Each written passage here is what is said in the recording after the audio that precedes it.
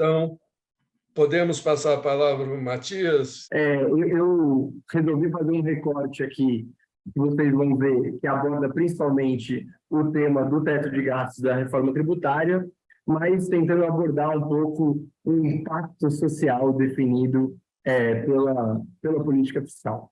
Bom, eu resolvi chamar de política fiscal da urgência.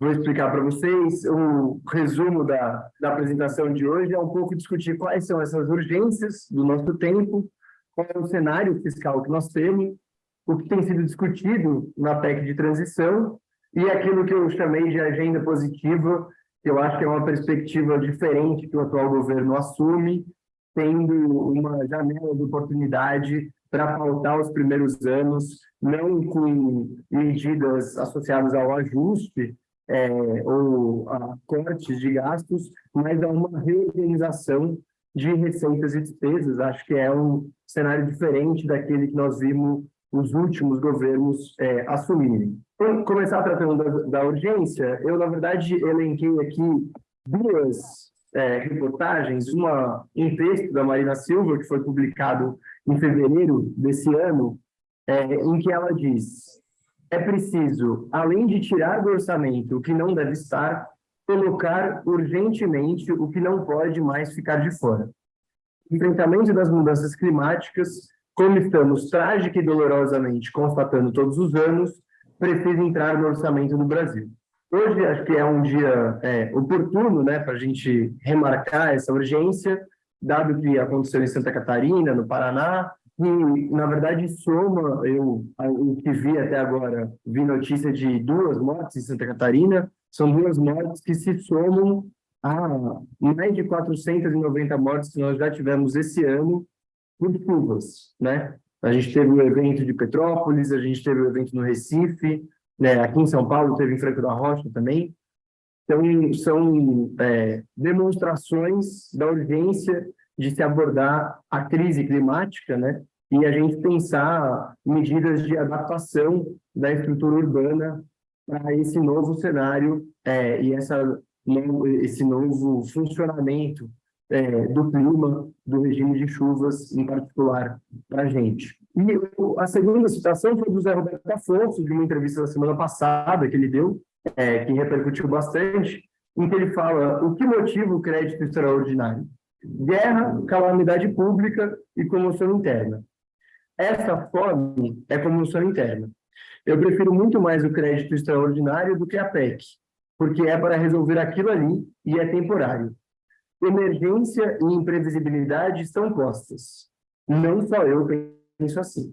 Então, acho que são duas colocações que apontam para algumas urgências. Uma urgência da crise climática e uma urgência de uma crise social. Em relação à crise climática, eu trouxe esse gráfico aqui, que é bastante ilustrativo, desse Departamento de Mudanças Climáticas da ONU, né, o NEP, em que cada ano eles fazem a atualização do Gas Emissions Report, que traz essas trajetórias de emissão de gases de efeito estufa. Para explicar muito brevemente, o que se foi acordado no Acordo de Paris em 2015 era que o mundo deveria tomar medidas para que o aquecimento global se mantivesse em, no máximo, 2 graus e ficasse o mais próximo possível de 1,5 graus.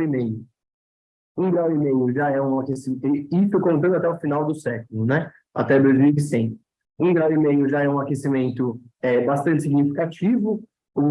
A imagem que eu acho que é mais simples e que eu tenho visto que ilustra bem isso é a gente se imaginar com 1,5 graus a mais, né? Já é mais do que um estado febril, e o planeta, tendo 1,5 graus a mais, tem uma série de consequências, não só de mudança do nível dos mares, mas também do regime de chuvas e sobrevivência de espécies.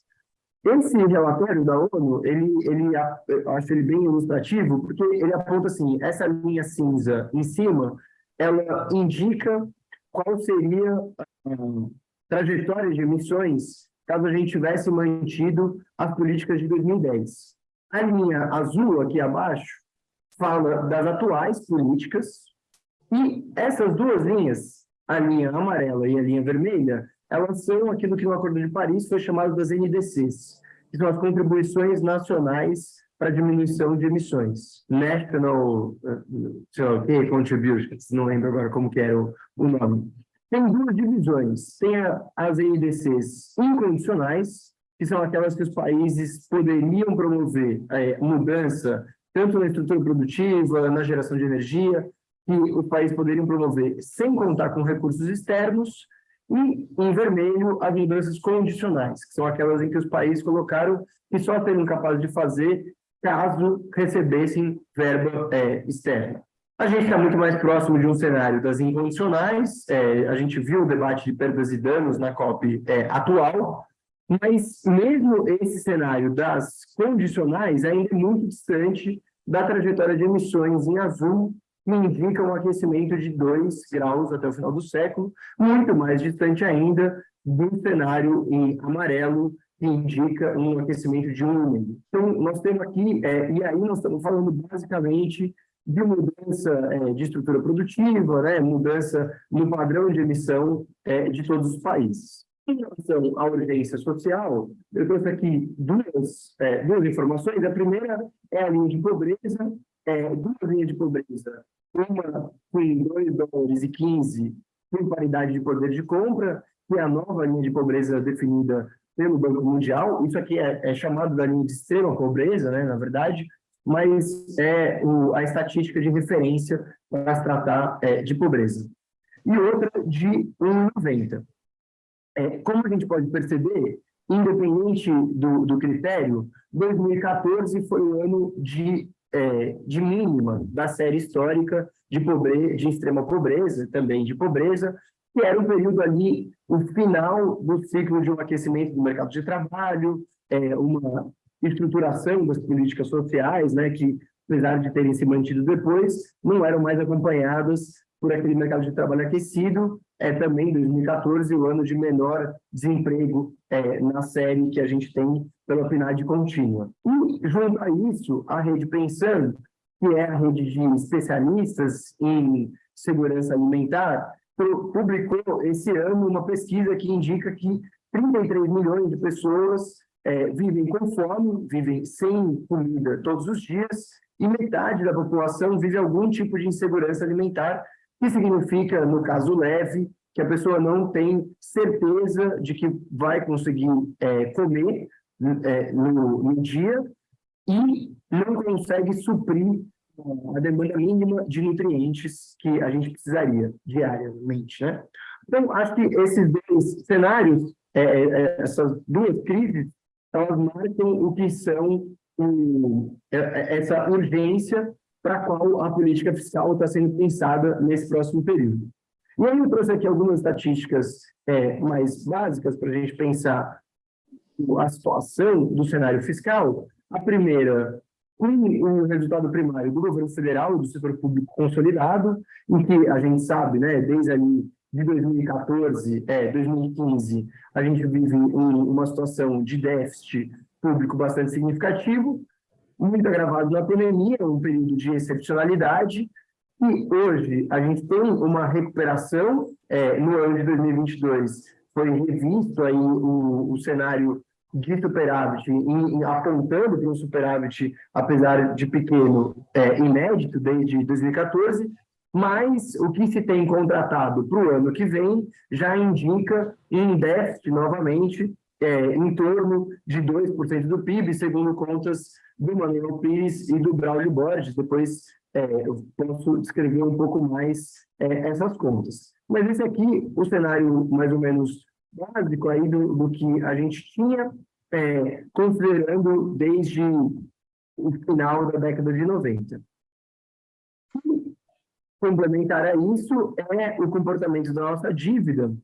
Em preto nós temos a dívida bruta do governo geral e em verde a dívida líquida, que passa a considerar tanto a conta única do Tesouro quanto as reservas cambiais. E aí a gente pode ver um cenário que dialoga bastante com o conjunto das estatísticas, inclusive as estatísticas de pobreza, de uma melhora, né, da condição fiscal até a crise de 2015, da qual a gente embalou, né, na crise da pandemia, E só agora, o IBGE, com os dados divulgados ontem do PIB do terceiro trimestre, mostra que a gente está finalmente superando o nível do PIB que a gente tinha atingido lá em 2014. Esse crescimento da dívida, a partir de 15, se estabiliza um pouco ali entre 16 e 17, né? Depois que a gente tem também a aprovação do teto, que teve um impacto nos juros longo, né? E aí o impacto que também não é exatamente duradouro, conforme a gente está vendo agora, mas teve um comportamento um pouco mais estável entre esses anos, até o período da pandemia, em que o aumento da dívida foi bastante expressivo, mas desde então a gente volta a baixar. E aí peço para guardar um pouco esses patamares aí, a previsão pelo menos da dívida bruta, quando na última divulgação do Tesouro, sobre a nova previsão de superávit para esse ano, o Tesouro indica que faz uma previsão de terminar o ano com uma dívida de mais ou menos 74% do PIB, a dívida bruta. E aí a dívida líquida está ali num patamar um pouco abaixo de 60%, que vai ser importante depois para a gente discutir o que o Tesouro vem propondo como nova regra fiscal. Junto disso, eu trouxe aqui uma curva de juros, eu peguei só a NTN-B, que é aquela pós-fixada, né, considerando um rendimento apenas acima do IPCA, para a gente ver o comportamento dos juros, e aí trouxe títulos de 4 durações, 4 maturações aí, entre 10, 15, 20 e 30 anos, e a ideia, basicamente, na verdade, é para discutir como a gente está num período, o Tesouro nem sempre utiliza, né, de títulos dessas durações em todos os períodos, mas, recentemente, para todas essas maturações, a gente pode ver uma elevação bastante significativa do nível pago, considerando todas essas durações, né? E aí nós estamos num patamar aí de mais ou menos 6,3, que não é muito distante daquilo que a gente via um pouco antes, ali em 2014, um pouco antes do agravamento da crise.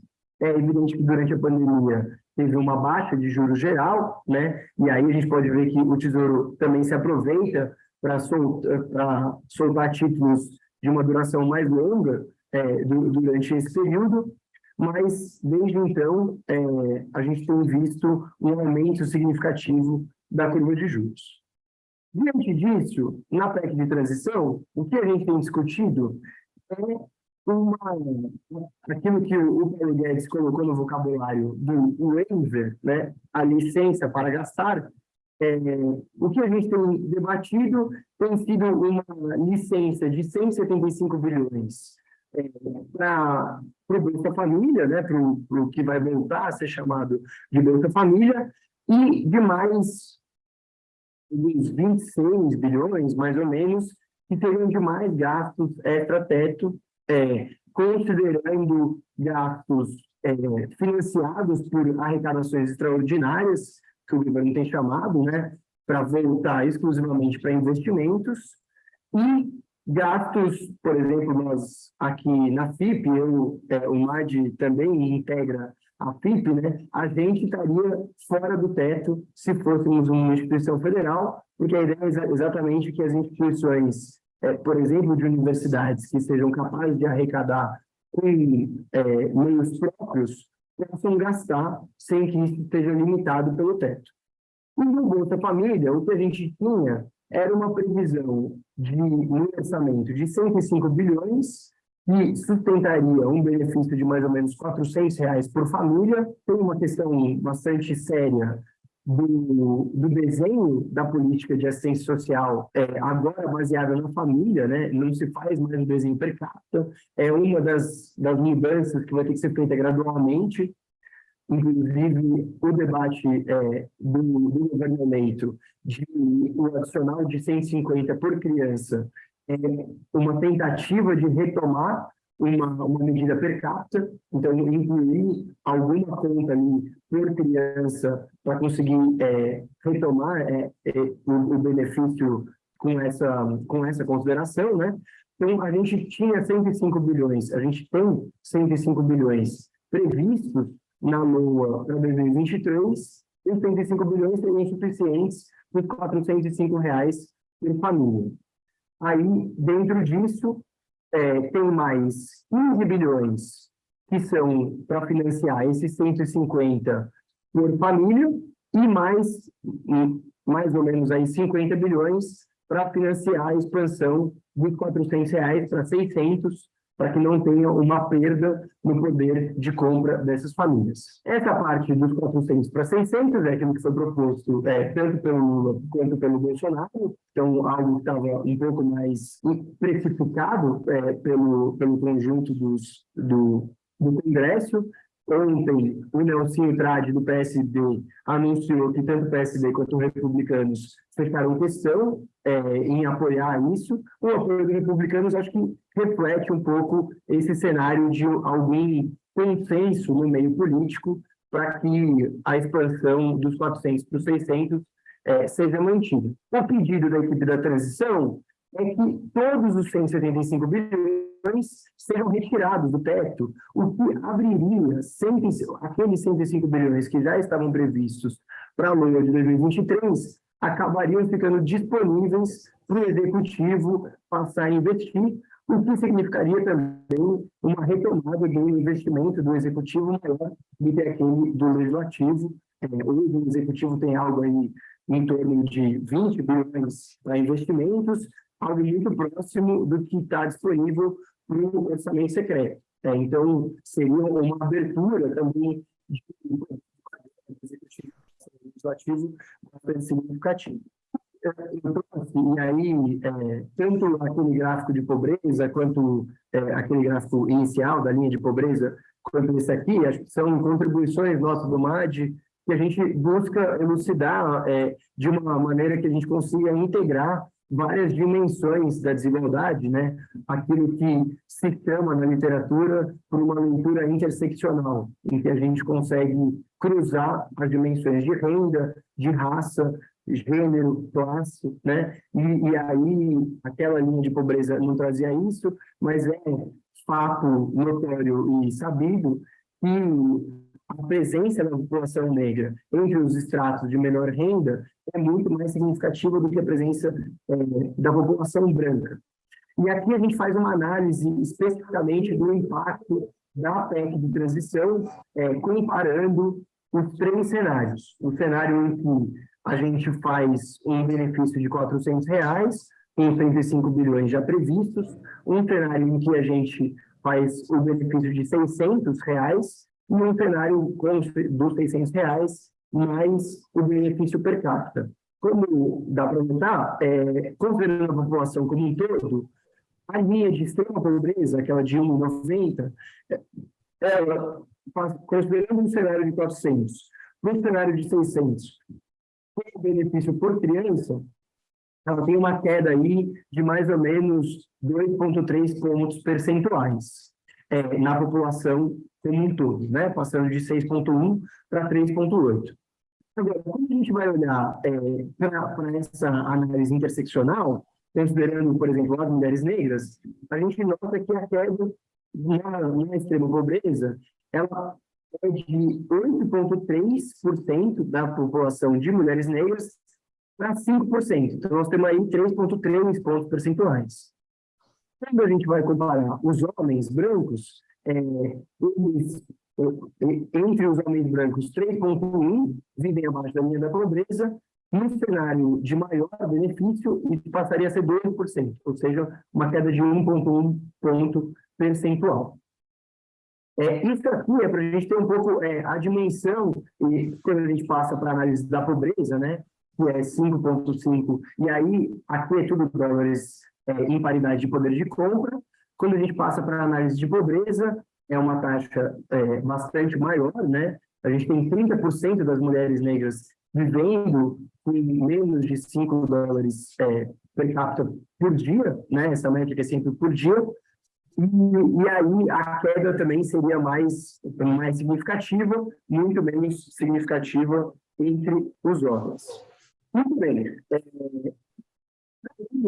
Da PEC da transição, o que eu gostaria de argumentar é que eu acho que nós temos uma oportunidade, diferentemente do que foi a reforma da Previdência do Lula, quando ganhou em 2002, diferentemente do que foi o ajuste promovido pela Dilma em 2010, diferentemente do que foi a reforma da Previdência do Bolsonaro em 2019, eu acho que nós temos um cenário em que a agenda a ser discutida pelo Congresso no início do próximo governo e o gasto do capital político inicial do governo, ao meu ver, está mais associada com um reordenamento de receitas e despesas de uma maneira positiva e positiva, que não só apontam para maior crescimento, no caso da agenda da reforma tributária, mas que também aponta para uma reorganização do próprio Estado do gasto, mas acredito que nós temos aí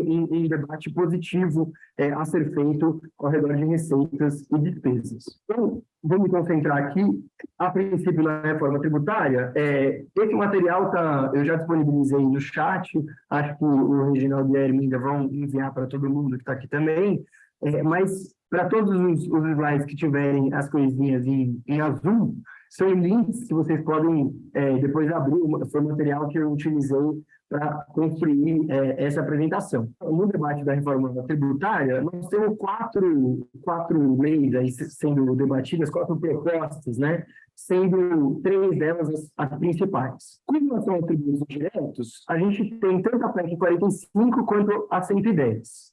A PEC 45 de relatoria do Baleia Rossi, aqui de São Paulo, tramitou na Câmara dos Deputados, é uma proposta muito baseada no trabalho do Bernardo Api, do Centro de Cidadania Fiscal, o ADGV. A diferença entre a PEC 45 e a PEC 110, são algumas diferenças, eu vou tentar destrinchar as principais.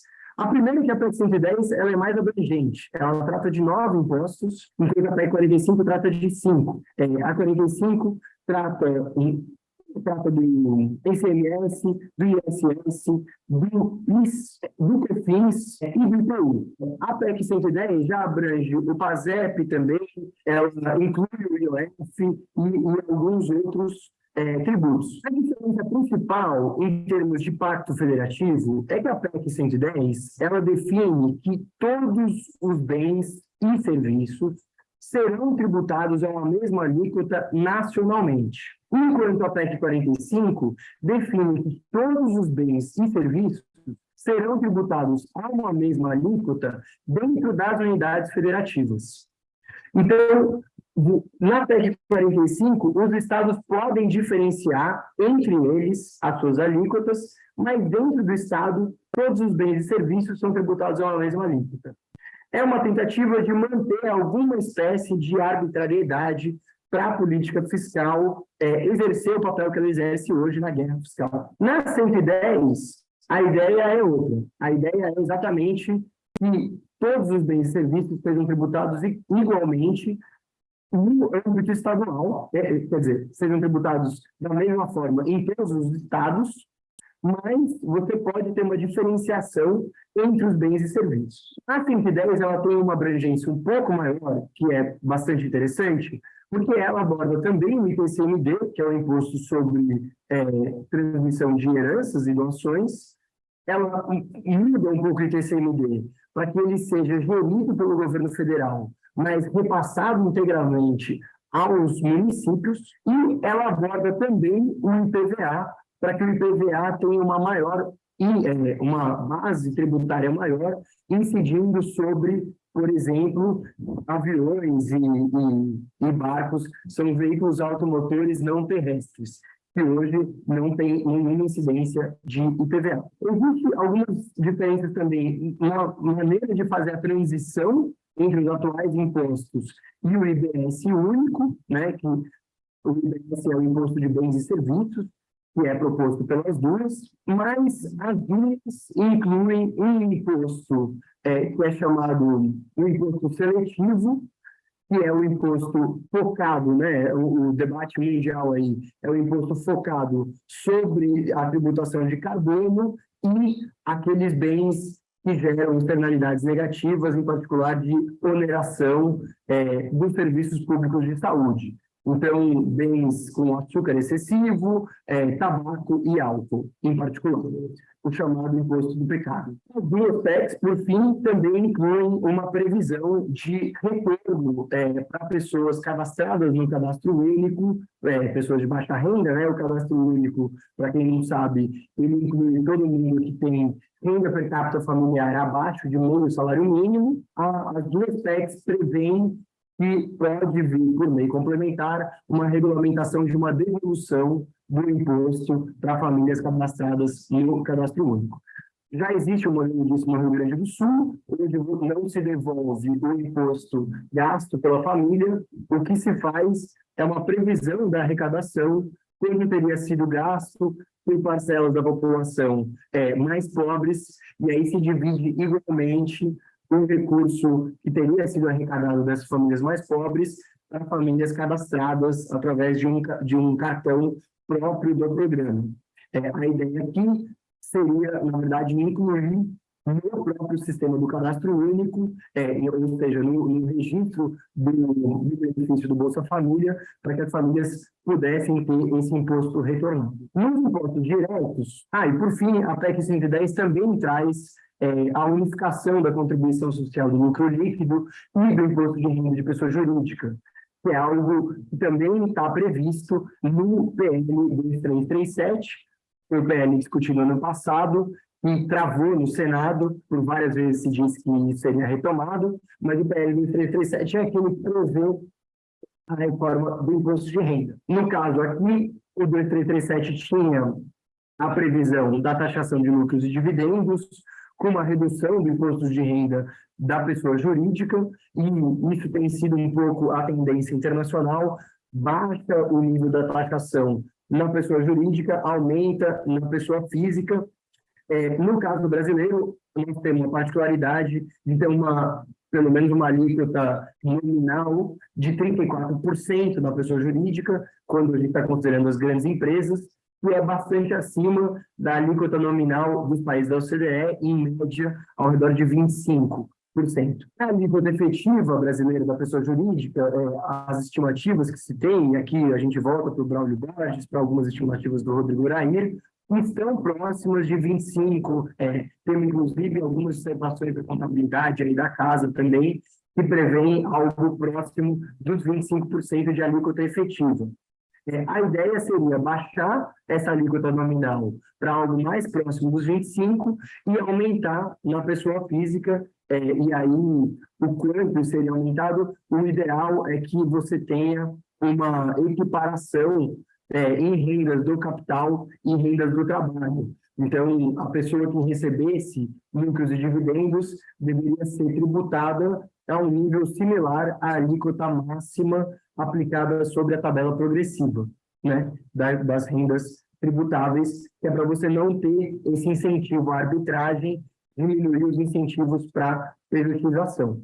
O PL 2140, do Danilo Forte, ele é um PL que eu coloquei aqui só porque ele traz exatamente a proposta do Lula, que já foi proposta do Bolsonaro também, de reajuste da tabela do imposto de renda para R$ 5.000 para isenção. Esse é um PL que já está na Câmara, já está em tramitação, é um PL de impacto regressivo bastante significativo, porque no Brasil R$ 5.000 já integram os 10% mais ricos, né, mais ou menos 15% mais ricos, para ser um pouco mais preciso, e ele tem um impacto arrecadatório bastante significativo, de perda de mais ou menos 80 bilhões de reais, sem uma compensação, por exemplo, da taxação de lucros e dividendos, a perda seria bastante significativa em termos distributivos e em termos arrecadatórios também. Esse é o conjunto dos projetos que estão em tramitação, e dos quais, pelo menos, se a gente for seguir a fala do Haddad na Febraban na semana passada, foi indicado que o governo deve priorizar uma reforma dos indiretos para depois tratar da reforma dos diretos. Na reforma dos indiretos, parece haver, mesmo no Congresso, um consenso ao redor da PEC 110, um pouco maior, e nós já temos uma manifestação dos 27 governadores, tá certo que não são os 27 eleitos, mas nós tínhamos até esse ano uma manifestação dos 27 governadores favoravelmente à aprovação da PEC, o que significa algo muito relevante, dado que a maior questão é a gente acabar com a guerra fiscal, né, os incentivos perversos que nós temos, que geram uma série de ineficiências, em particular porque hoje nós temos a chamada tributação na origem e não no destino, que significa tributar aonde se produz e não aonde se consome. É isso que permite os estados fazerem uma disputa ali, por empresas, criarem planos produtivos com incentivos tributários, sem necessariamente ser o melhor em termos alocativos. Eu trouxe aqui, são três gráficos para a gente discutir a reforma tributária, pensando em termos distributivos, novamente, as contribuições das nossas pesquisas aqui do MAD. Essa primeira, qual é a pegada de carbono para a pegada de carbono per capita, considerando tonelada de CO2 equivalente por ano, considerando os 10 estratos de renda, né? Então, nós estamos olhando aqui, os 0 a 10 são do 0 ao 10% das pessoas da renda. Então, são os 10% das pessoas mais pobres. O 90 a 100 são os 10% das pessoas mais ricas. O debate aqui, qual que é da pegada de carbono? A pegada de carbono dos mais ricos é, pelo menos, 2 vezes a pegada de carbono dos 10% seguintes. E 10 vezes a pegada de carbono dos 10% mais pobres. O que a gente sabe, evidentemente, é que quem está sujeito aos efeitos da mudança climática são, na verdade, as pessoas aqui da esquerda, os 10% mais pobres, os 20% mais pobres. Então, as emissões se concentram aqui no topo, e existia uma discussão de uma suposta curva de Kuznets ambiental. Isso é muito debatido pelo Lucas Chancel, um pesquisador da Universidade da Paris School. Existia uma ideia de que, conforme se aumentasse a renda, a gente aumentaria as emissões, mas isso teria uma tendência de diminuir conforme a renda continuasse a crescer. Hoje a gente sabe que isso não é verdade. Em outro estudo do MAD, em que a gente analisa a estrutura produtiva das cidades da Amazônia, a gente também nota que o aumento da complexidade da estrutura produtiva, que significa produzir coisas mais diversas e mais complexas, o aumento da estrutura produtiva não está associado à maior preservação da região. Então, tem aí um paralelo nessa discussão e, basicamente, aqui a gente tem uma demonstração de como é possível se arrecadar através da taxação de carbono. A taxação de carbono, por ser um imposto indireto, tem o mesmo efeito dos demais tributos indiretos de ser regressiva na distribuição, mas seria possível, através dessa taxação do carbono, criar alguma espécie de transferência de renda, por exemplo, a que está sendo proposta nas PECs 45 e 110, de retorno desses tributos indiretos para as populações mais pobres. Aqui é para a gente discutir a concentração da renda no topo, e aí outra pesquisa que nós também publicamos pelo MAD, em que cada uma dessas barras mostra qual é o percentual apropriado por cada um desses estratos de renda.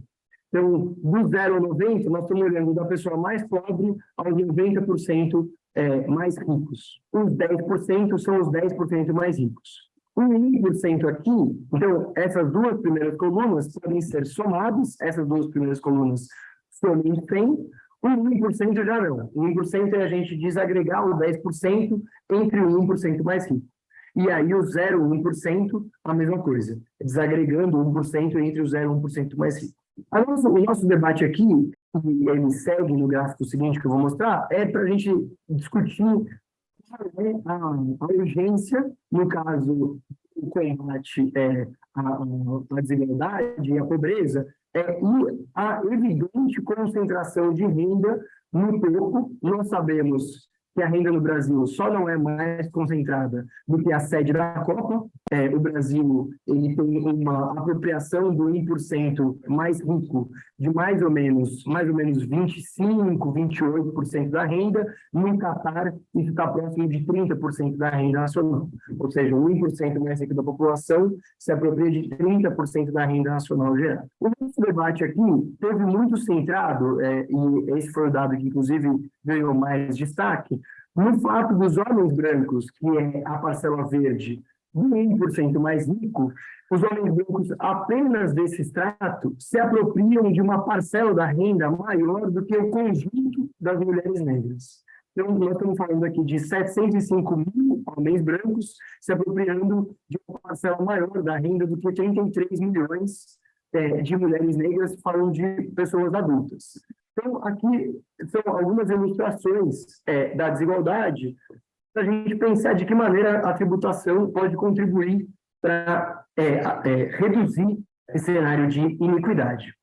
Um estudo mais recente que a gente fez, considerando a incidência dos impostos diretos, e aí nós estamos olhando para o conjunto dos diretos, ou seja, contribuição previdenciária, imposto de renda, IPVA, IPCMD, a POF particularmente não pega.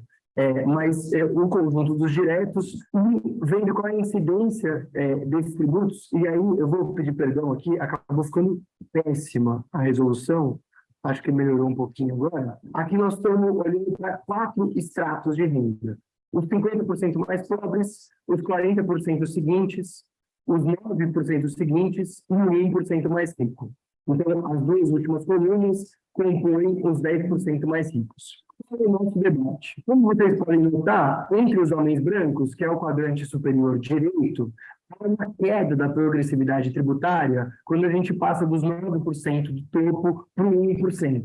O que não ocorre quando a gente olha para os homens negros. Apesar do padrão ser semelhante entre as mulheres, essa barrinha preta aí é o intervalo de confiança da nossa estimação, né? O desvio padrão ali.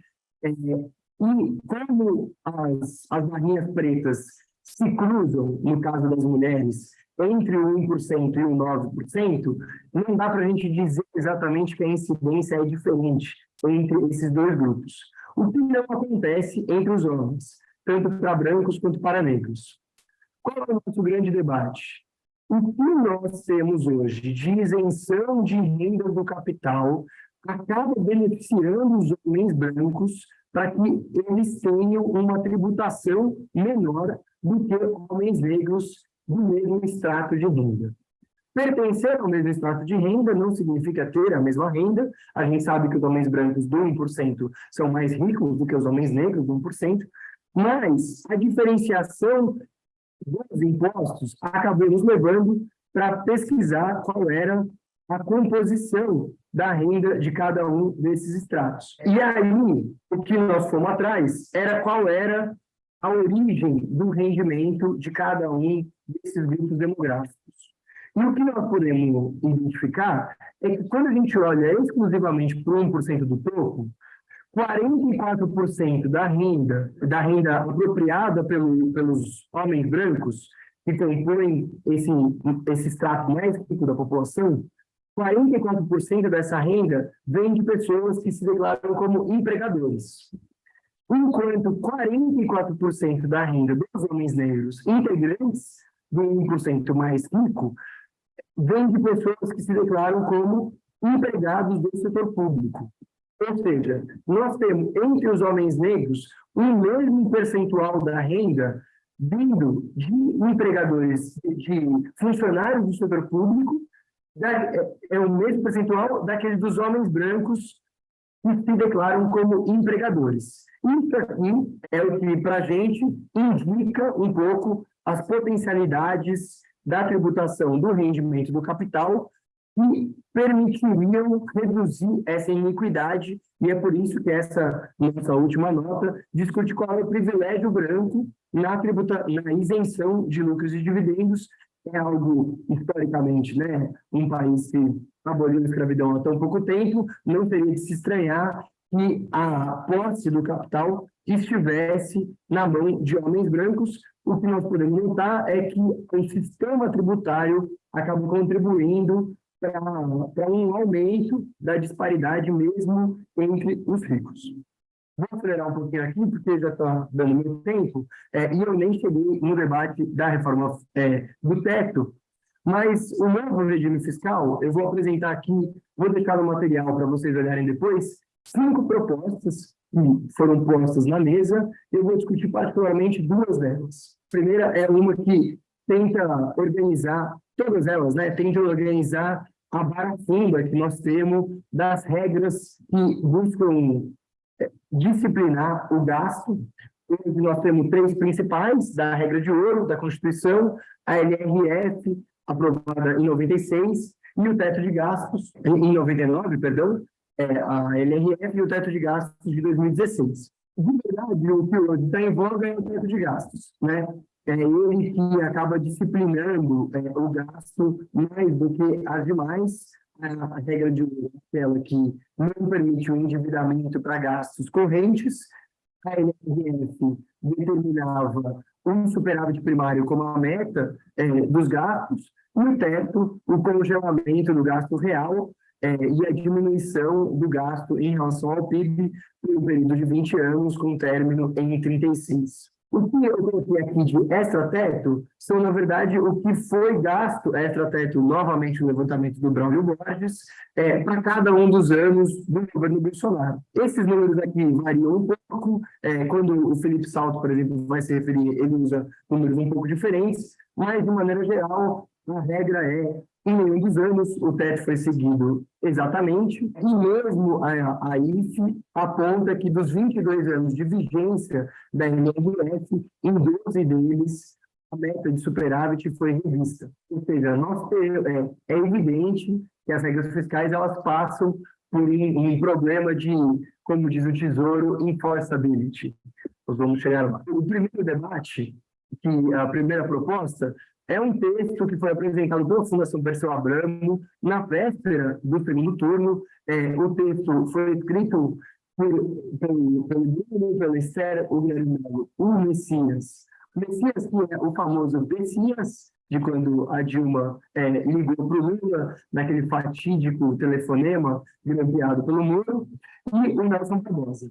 Essas pessoas fazem parte do grupo de transição, então são pessoas bastante influentes aí, e eles apontavam nesse texto alguns princípios que deveriam nortear o novo arcabouço fiscal, princípios que são bastante compartilhados com as outras 4 propostas que eu trouxe aqui no material, mas que coloquei eles em primeiro porque, de fato, foi o primeiro texto a ser publicado de todos. O debate é a retomada de um potencial de atuação anticíclica do governo federal, e isso vem muito vinculado à mudança de um objetivo de regra fiscal que não esteja associado a uma meta de primário, dada a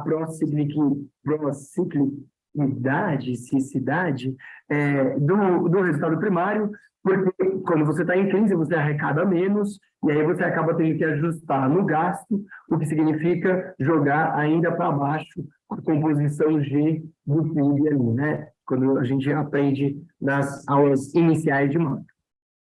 O segundo princípio é de ação emergencial, então as cláusulas de escape, por exemplo, assim nós tivemos durante a pandemia, a organização de uma hierarquia legislativa em que a regra do gasto não seja determinada na Constituição, ela tenha os princípios desenhados na Constituição, mas ela seja regulamentada ou por lei complementar ou por lei ordinária. Se não me engano, eles falam particularmente da lei complementar, que é a intermediária entre a maioria absoluta e a maioria simples do Congresso, para que você não precise mexer na Constituição toda vez que for fazer essa alteração de regras, né?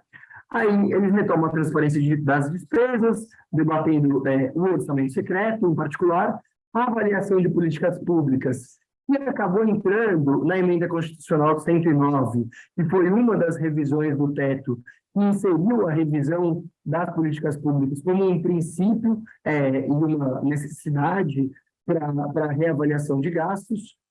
O planejamento com metas de 4 anos, e aí o planejamento de médio prazo é algo presente em todas as propostas de revisão do teto, e eles colocam metas tanto para o primário, quanto para o resultado corrente, operacional, inclusive para o nominal, que passa a incidir em um campo da política monetária, que não necessariamente ali acaba sendo, bom, enfim, já é julgamento de valor, mas acaba avançando em relação à atuação do Banco Central. Um cenário de Banco Central independente talvez seja algo um pouco mais difícil de dispensar. E, por fim, uma meta de resultado estrutural, que é a exclusão de receitas e despesas extraordinárias. Metas de dívida bruta e líquida, objetivos de desenvolvimento, uma busca por uma justiça tributária, e aí eles colocam aqui mais assunto da reforma tributária que a gente discutia antes, e uma descriminalização da política fiscal, permitindo que o executivo, o governo eleito, possa atuar conforme a agenda pela qual foi eleito. A segunda proposta é uma proposta que está circulando em nome do Felipe Salto, mas tem toda essa equipe que ajudou a compor. Vou destacar aqui apenas os princípios dela. O limite tendencial, que é uma proposta que busca discutir visando a tendência da dívida pública, que é algo bastante trazido na proposta do Tesouro, que eu vou apresentar a seguir, e eles também propõem a exclusão social da regra do teto. A terceira proposta é a proposta do Tesouro, é um texto bastante rico, bastante denso, também o link está aqui, para quem quiser dar uma olhada. Os princípios que o Tesouro aponta são de integração, e aí é exatamente a simplificação do conjunto das regras de disciplina do gasto, a simplificação das regras, uma regra que permite uma flexibilidade tanto para situações emergenciais, mas que também preveja, né, uma atuação anticíclica da política fiscal e, como eu disse, o enforceability que eles apresentam, que é o princípio aí para conseguir fazer com que a regra de fato esteja, a regra vija. Os objetivos que eles apontam seria fortalecer a sustentabilidade fiscal, aumentar para o médio prazo, e aí, repito, todas as propostas reforçam isso, todas as propostas, à exceção da proposta do Armínio Fraga e do Marcos Mendes, que colocam um prazo um pouco mais curto para os objetivos fiscais, diminuir a simplicidade e elevar a capacidade de planejamento. A regra do Tesouro é uma regra que se baseia em uma combinação de crescimento da despesa e o nível e a trajetória da dívida. Então, a ideia básica deles é estabelecer limites numéricos para definir qual é o crescimento permitido da despesa. Então, uma dívida líquida acima de 55%, e aí eles fazem o debate de por que usar a dívida líquida.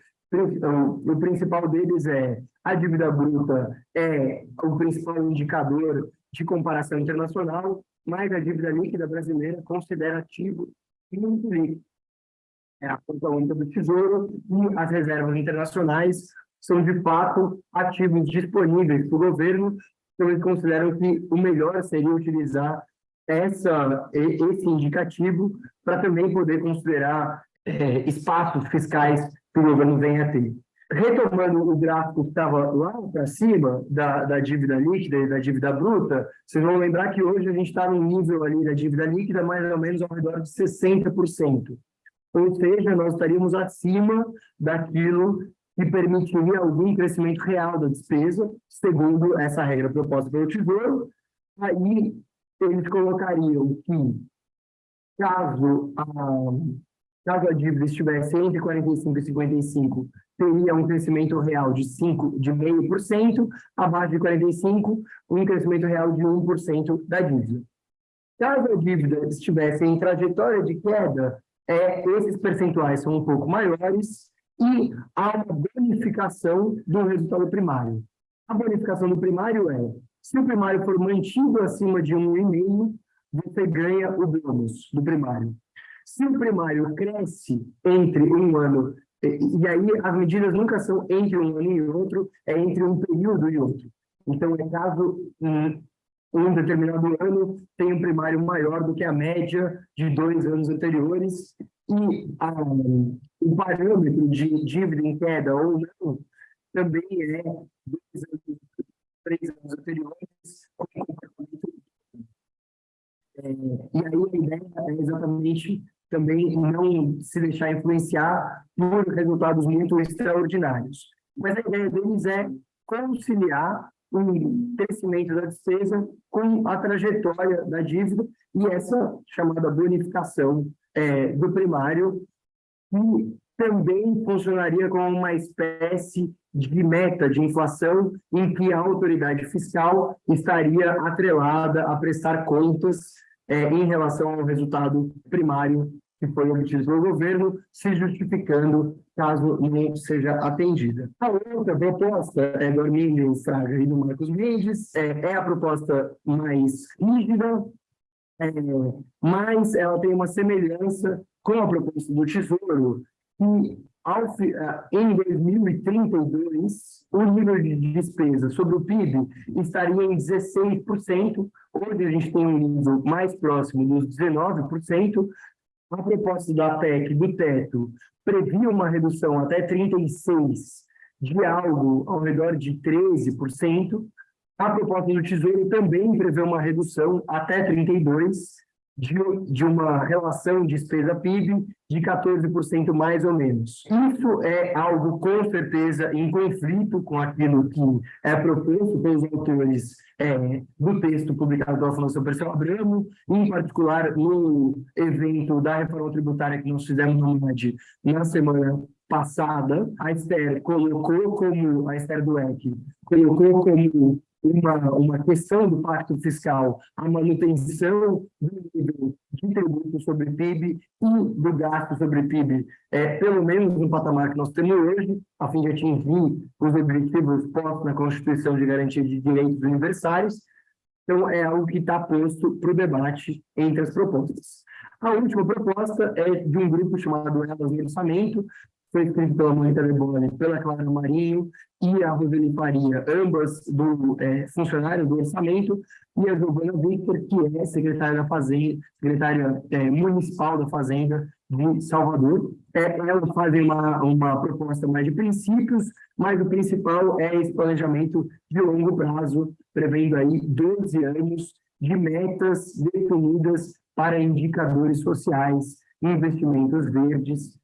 Também não mencionei isso dos investimentos verdes na proposta do Tesouro, mas também está presente. O Tesouro destaca o fato de hoje, e mais ou menos desde 2016, nós temos um investimento líquido negativo, hoje próximo de 15% negativo, considerando a depreciação do capital. Já falei demais, peço perdão aí de ter estourado o tempo, agradeço muito pela paciência.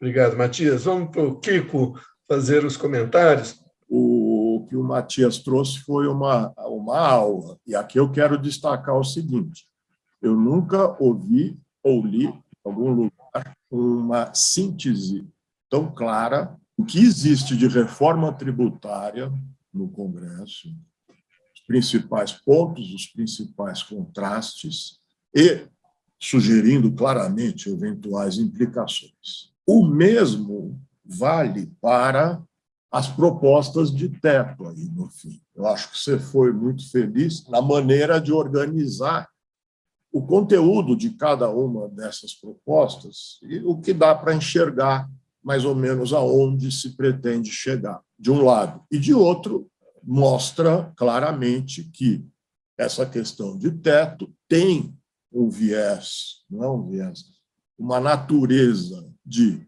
escolha política inevitável, por mais que você tenha desenhos que tentam ser exclusivamente técnicos, como o excelente trabalho do pessoal do Tesouro. Então, eu acho que esses dois blocos, que são O nosso desafio, né, o desafio que já está em campo faz algum tempo, é que eu acho que aterrissam a grande preocupação, que é não só a situação de emergência, mas o conjunto de políticas públicas destinadas a combater miséria, pobreza, desigualdade e descompromisso com sustentabilidade da terra, né, da nossa mãe natureza. Então, eu acho que esse desenho, para mim, pelo menos, foi muito organizador das preocupações. E, pelo que você comentou, aqui vai com as minhas desculpas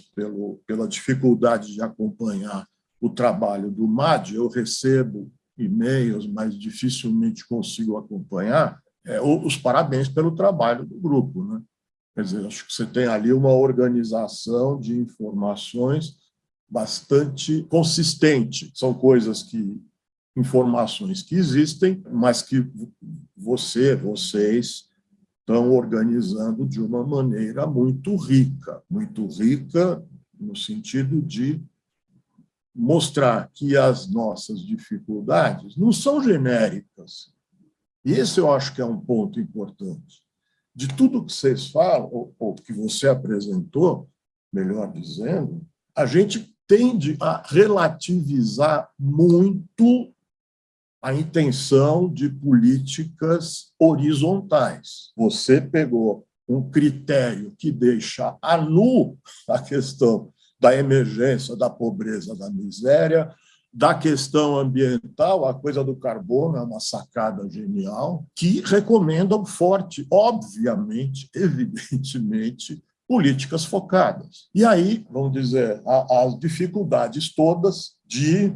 Eu certamente estou sendo injusto, estou pulando alguma coisa, mas o desenho das dificuldades todas e transformar isso num programa efetivo. Dificuldades que começam bem ali na raiz da nossa situação, que é destruição do cadastro único. As pessoas não têm ideia do que isso significa. Se parar para pensar um pouco, você fala, bom, é meio óbvio que tem que ter um cadastro. Se é meio óbvio, isso tem que ser assim. Eu não vou dizer prioridade zero, mas na lista é ponto 1. O que é isso? Como é que faz? Como é que atualiza? Sempre vai estar errado, sempre vai ter problema, como qualquer coisa humana e principalmente política pública. Mas eu acho que é uma ênfase absolutamente necessária para as pessoas entenderem. A coisa do censo desse ano, eu não sei se vocês já foram visitados, eu conversei com o recenseador e o cara falou, olha, nessa região aqui eu sou o terceiro, porque os 2 primeiros caíram fora, porque as condições que ele me disse que eles enfrentam são complicadíssimas. 2, foram 3 perguntas. Quer dizer, eu estava no grupo mais simples lá, mas mesmo assim, 3 perguntas se alguém morreu no último ano. As outras 2 eram mais genéricas ainda. Então, são coisas que revelam o quê? A questão das condições gerais de fazer política pública, etc. Bom, isso só quer dizer que a gente tem muita coisa pela frente, olhando o que aconteceu nesses anos recentes. Achei muito importante como vocês colocam, como você colocou, desculpa, aquelas alternativas, a estimativa do impacto de diferentes faixas de Bolsa Família, vamos dizer. Aquilo é um exercício riquíssimo. Óbvio, está errado, é precário naquela parte mais da ponta aqui do lado direito, é mais difícil de convencer, estatística, não sei o que mais. Mas o grosso, aquele desenho, se você fizer o que está desenhado na PEC original, essa que hoje já caiu pela metade, praticamente, segundo os jornais, o efeito que você tem é importante mas é menos da metade do caminho. Então, isso é um sinal muito, muito eloquente na minha avaliação. São coisas que vão reforçando a preocupação com as escolhas, né? As escolhas, ou seja, qualquer que seja o critério, teto, reforma tributária, não sei o quê, o Congresso está fazendo escolhas, né? Alimentar essas escolhas com reflexão, com estudo técnico, ainda tem alguma coisa de ciência nesse mundo que é respeitada em alguns lugares, essa alimentação em meio a debate é absolutamente decisiva, né? É um debate que não dá para fazer sempre. A gente viu isso em 2018, que debate não tem. E esse ano, alguma coisa vai acontecer.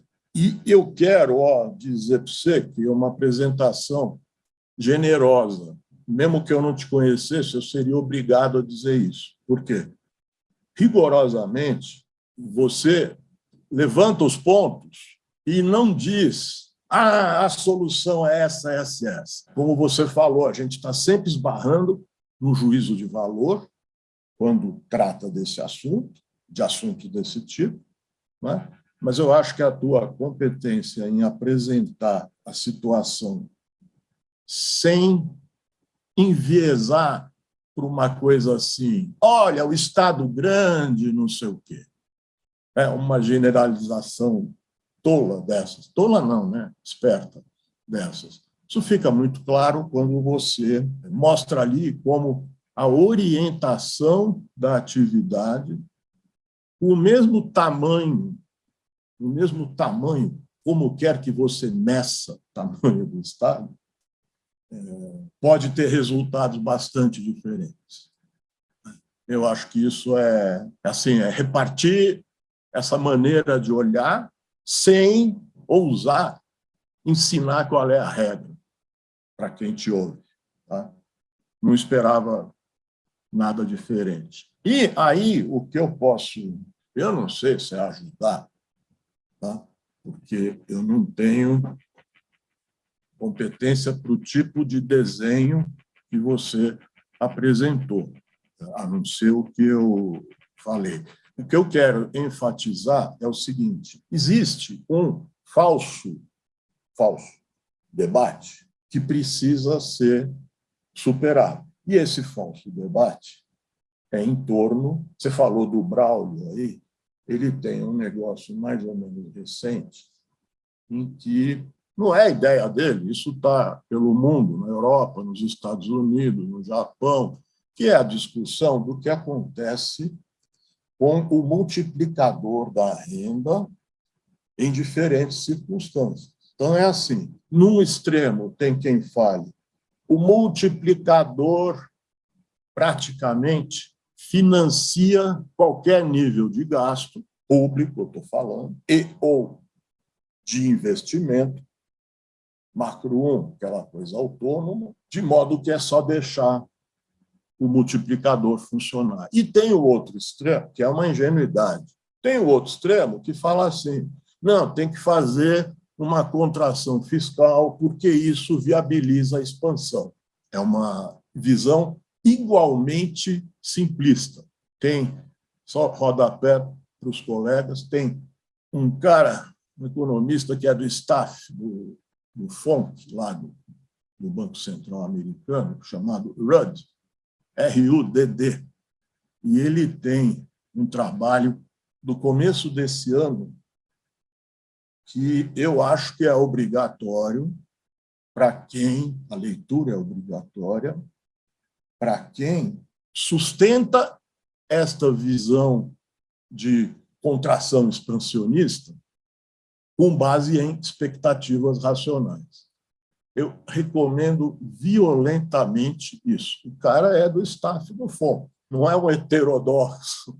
Ele simplesmente se pergunta o que está acontecendo. E isso, para mim, tudo só sugere convergir. Eu acho que, como economista, a gente tem que participar dessa discussão do teto, né? principalmente, aí cada um puxa um pouco para o seu lado, a questão da flexibilidade, de ajustes. Você vê que acho que todas as 5 propostas que você comentou trazem isso. Porque o teto, como existe, é muito burro. É uma tentativa. Ninguém me faz mudar de opinião. É uma tentativa de negar a política, criando uma regra, um leito de procusto, né? O que não couber não cabe, só que isto não cabe na sociedade. Ah, porque o Congresso é isso, é aquilo. É verdade, é verdade. Então, não cabe na sociedade.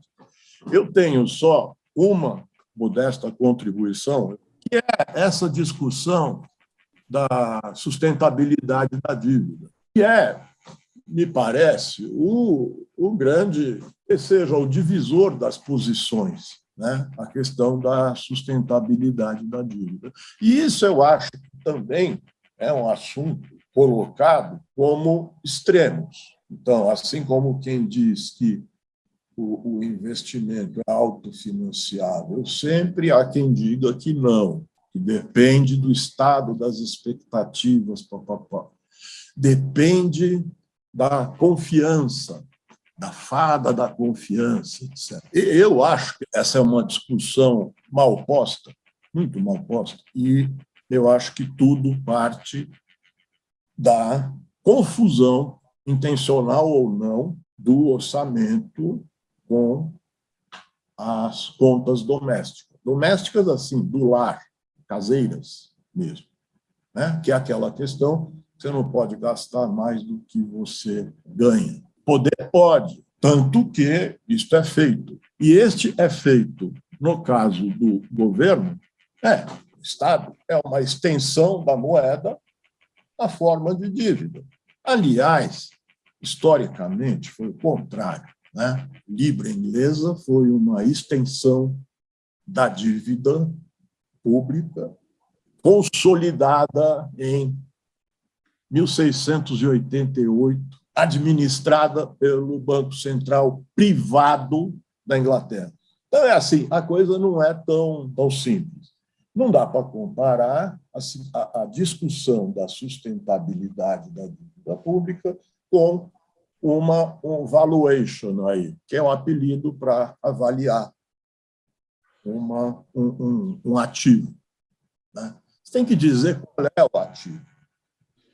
Principalmente porque, sabe-se, numa família ou numa empresa, as decisões de produzir, de gastar, de investir, têm efeitos muito modestos sobre a atividade.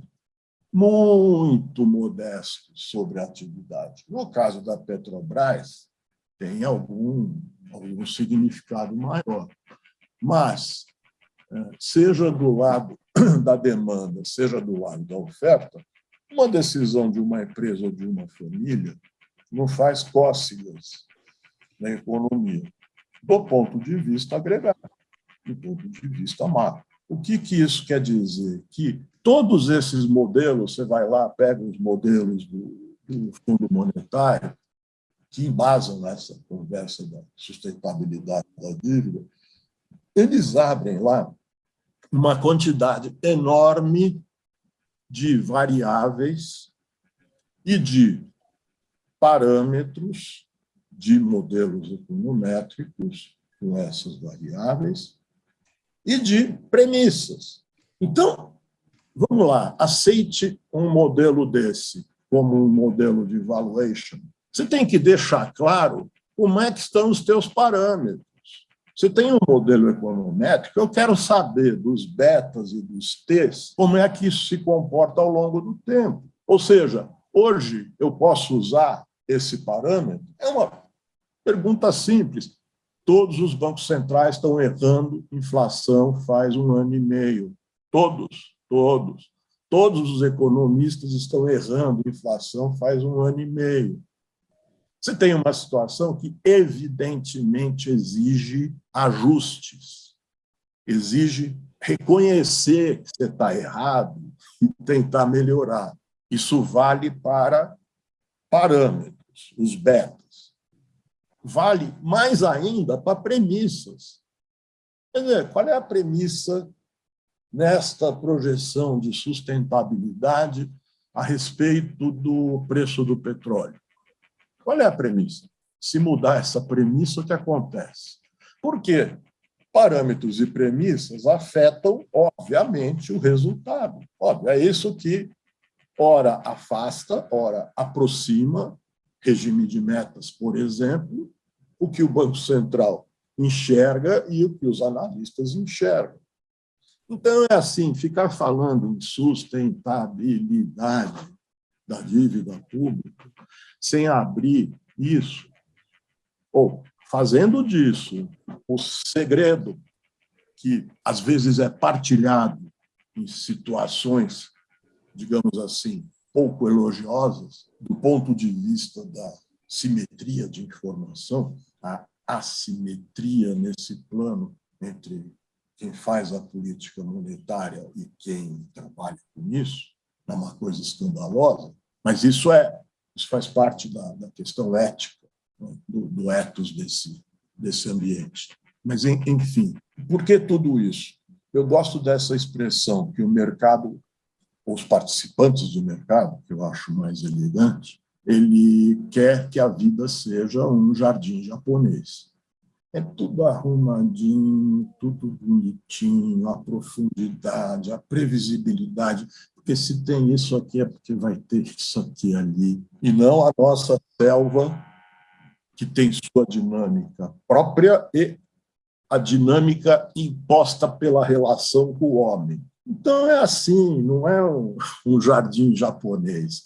A vida é uma floresta ou um cerrado com gente. E aí sempre me lembra isso, a coisa do Keynes, com a lua e o queijo verde. Aqui eu já me antecipo. Eu não estou falando do lado da demanda, lado da oferta. Não é isso. O que o Keynes está tratando quando ele faz essa. É uma brincadeira sacana, porque ele fala assim, se todo mundo quer uma coisa que não pode ser produzida, é a história do Bitcoin.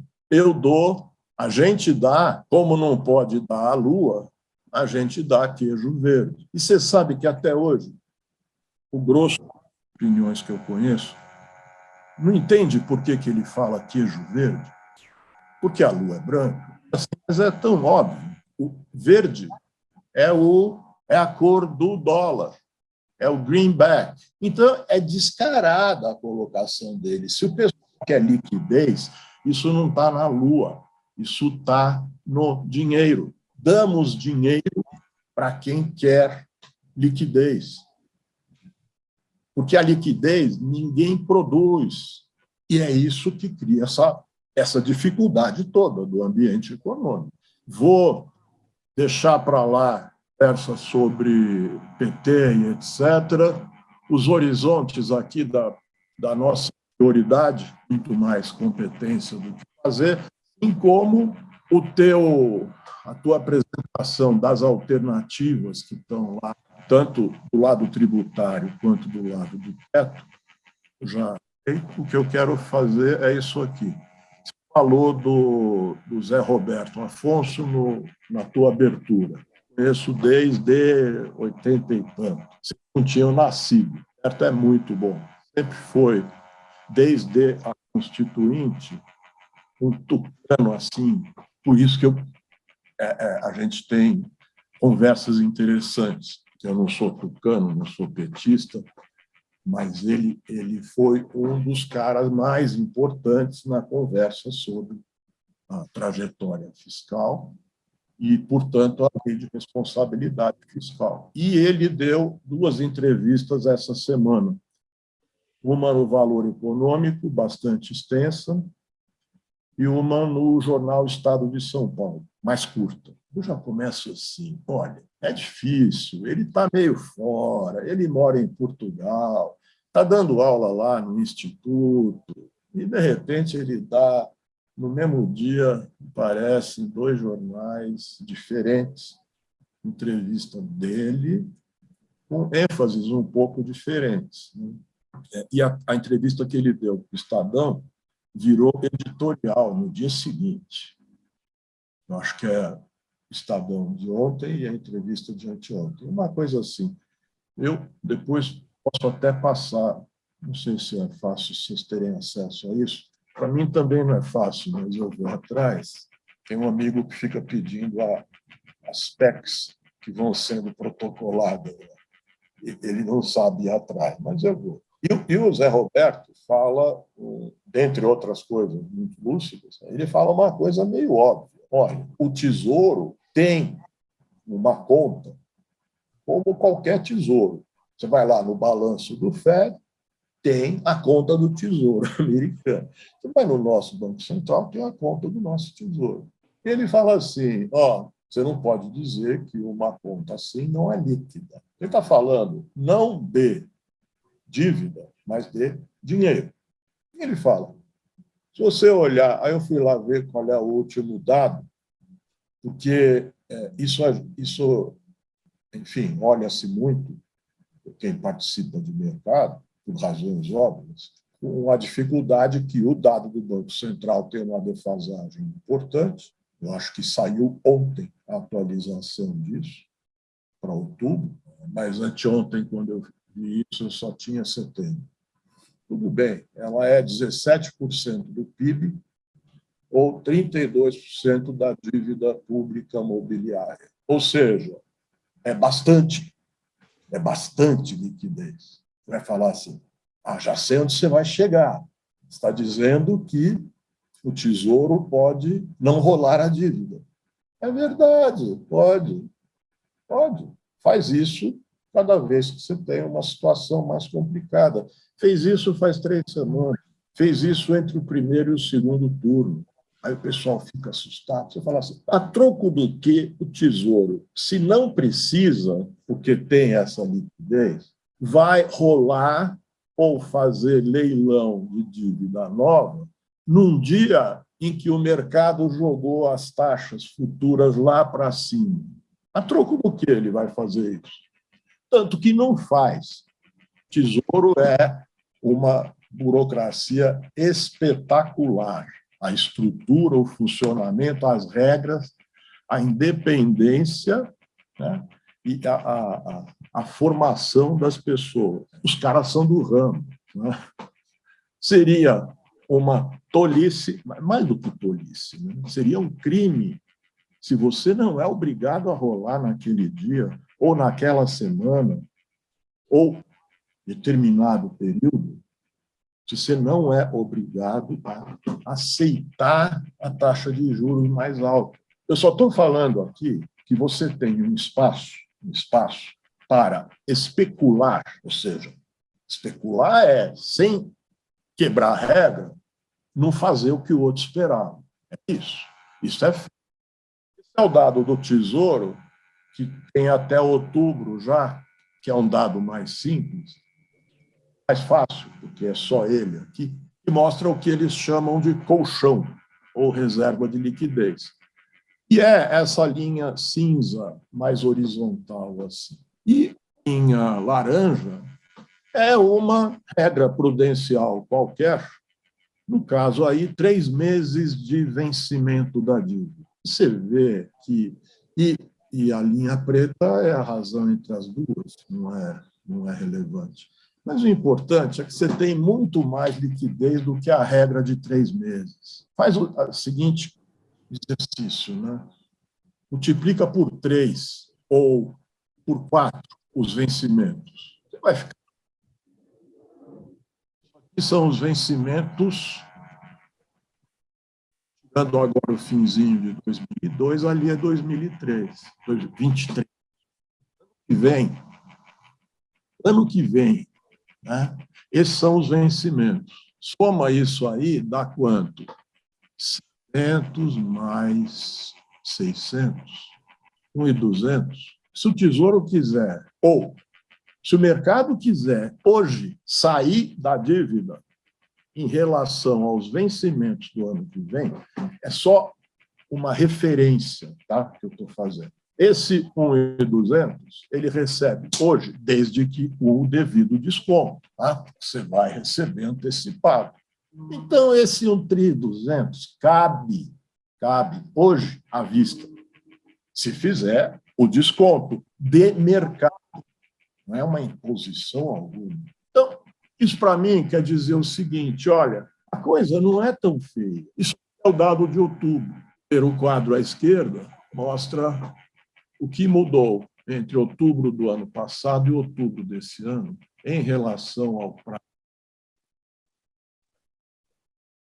E à direita, em relação ao custo. Olha o que aconteceu com o prazo. Aumentou e não encolheu. Isso é um dado do Tesouro. Pergunta lá para eles. Encolheu. Só subiu o prazo, ou melhor, o prazo não encolheu. Ele aumentou, a não ser em pré-fixado. Tá? Ficou ali parado. E em NTNF, que é o que os estrangeiros gostam. Isso é importante dizer, porque como tem juros semestrais, o resultado tende a ser um prazo mais curto. Contas, cálculos. Mas a direita também é interessante. Se olhar lá, NTNB, que é IPCA+, olha o que aconteceu com o custo da NTNB por conta da queda da inflação. Essa deflação que a gente teve graças a combustível, energia elétrica, etanol, que vai junto, fez isso com o custo, porque na hora de pagar, você ajusta pela inflação que está vencendo ali. De modo que o custo caiu. Então, o prazo aumentou. Você pode falar, aumentou 0,6, tá bom. O prazo não encolheu e o custo não subiu. O custo total, óbvio.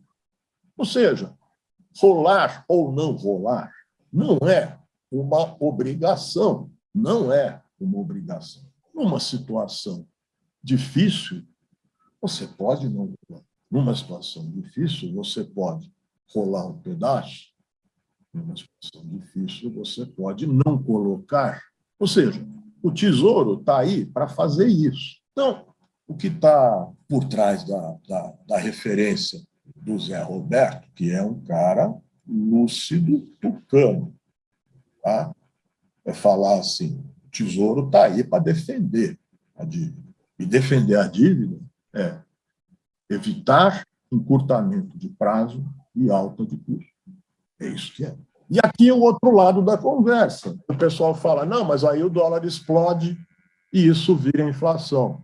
Espera um pouquinho, porque não dá para comparar a situação de hoje com qualquer situação passada do país. Não dá. Não me venha falar em anos 80, hiperinflação, gasto explosivo, ou, como um colega nosso do Rio de Janeiro disse outro dia, uma dívida que cresce alucinante, que é um critério bem objetivo para comentar. O que aconteceu? Esse gráfico eu acho muito legal, porque a gente vê que aquela reserva toda acumulada durante o primeiro e o segundo governo Lula, principalmente, por conta das commodities, etc., em termos líquidos, ela cai fortemente quando deu, a partir de 2013, aquele desarranjo todo, volta a subir, depois que a Dilma sai, e volta a cair a reserva líquida nesse período recente. Esse período recente é desde o Bolsonaro. A contrapartida do grau são que as intervenções, à esquerda, a linha cinza, não, e em linha cinza, desculpa, a taxa. Ou seja, você tem um grau de intervenção hoje, que é o quê? Swaps e assemelhados, que você pode olhar como reduzindo a dívida, reduzindo as reservas. Você pegar as reservas e tirar o estoque de swap, você tem o que se chama de reservas líquidas. Usa-se o swap em situações difíceis, assim como rola ou não rola a dívida. O gráfico da direita é o câmbio deflacionado por um IPCA da vida. Tá? É outra maneira de enxergar o mesmo movimento. Você teve, recentemente, valorização deflacionária do real e aumento da intervenção, aumento do estoque de swaps que o Banco Central se mete no mercado. Ele está aí para isso. O que eu quero dizer com isso? Assim como eu acho bizarro dizer que contração fiscal é expansionista, e eu acho bizarro dizer que todo investimento ou gasto público se autofinancia, eu acho bizarro dizer que nós vamos entrar numa trajetória de dívida insustentável, ou alucinante, como diz o outro colega. Quer dizer, entre uma coisa e outra vai um caminhão de abóbora. E é esse espaço que eu acho que é o que se chama de política, né? Espaço da vida, e não da planilha, do gráfico. Encerrei minha participação. Então, passo a palavra para o Matias. Quero agradecer aí, Kiko, pela apresentação. Acho que trouxe muita coisa importante. Eu, para ser bem sincero, sempre fico confuso com o efeito líquido de medidas como essa que o Zé Roberto Afonso sugeriu. Eu achei bom, porque ele é uma autoridade no assunto, e aí acho que contribui para baixar um pouco a bola. Mas eu confesso que eu tenho uma questão que para mim nunca fica nítido, que é o efeito de uma intervenção tão forte como a que ele sugeriu, de pagamento direto da conta do Tesouro. Assim. Entendo que agora que o Banco Central tem um novo instrumento das reservas remuneradas, talvez seja menor a preocupação do nível de liquidez em poder do público. Mas a minha questão até então era um pouco se a resposta do Banco Central a uma intervenção como essa do Tesouro não deveria ser incompromissadas, tendo uma reação na dívida, que aí talvez complicasse a coisa como um todo, né? E fico sempre um pouco em dúvida, vou tentar deixar aí mais um tempinho, se você puder reagir em relação a isso também. Eu acho que o principal do que você colocou e daquilo que a gente tenta fazer como contribuição no MAD é exatamente o debate das dificuldades não serem genéricas e das generalizações serem, na verdade, manifestações de espertezas. Eu acho que o principal daquilo que a gente tenta trazer para o debate sobre política pública, sobre política fiscal em particular, e dessas intromissões na pauta verde, que são difíceis, né? A gente tem aí um trabalho extenso já sobre a Amazônia, por exemplo, que exigiu muito o pessoal entrar no assunto de cabeça, mas fizemos isso através de parceria com o pessoal da Federal do Pará e da Federal de Minas, que também acabou tendo que entrar de longe, assim.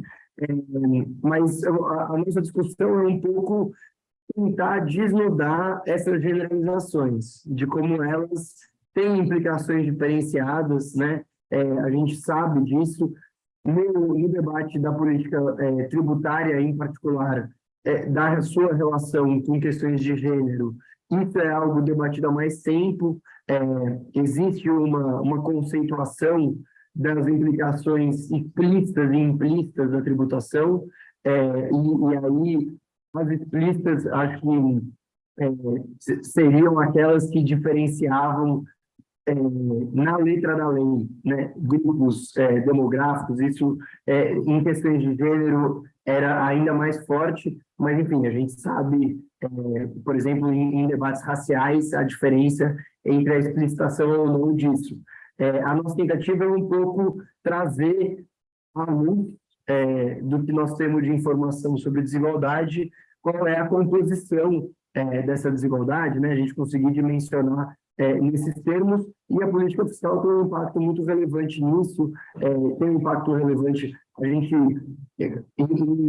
em parceria com o Fernando Geiger, que é outro especialista, referência para a gente no debate de política fiscal, fizemos um estudo do impacto dos serviços públicos, e também identificamos diferenciais raciais importantes e tal. Então, como um todo, como você colocou, pensar qual é o futuro do Estado, voltando, tirando das profundezas, assim, né, as implicações de quem é mais afetado por isso ou não. É evidente que a nossa contribuição, eu acho que fica um pouco mais associada com esse impacto multiplicador da renda, a gente acaba puxando a corda no debate público para esse lado, mas também para mostrar as potencialidades do gasto.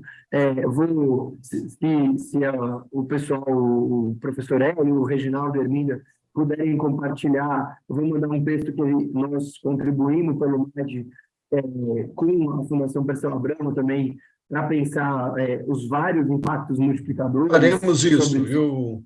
Faremos isso, sim, Matias. Agradecemos e vamos disponibilizar, sim. Mas enfim, no fundo, eu acho, e aí termino com isso, vou botar aqui um juízo de valor, da onde eu acho que nós temos que ir. Ao meu ver, o direcionamento do novo arcabouço fiscal, eu imagino que esteja bastante próximo daquilo desenhado pelo Tesouro.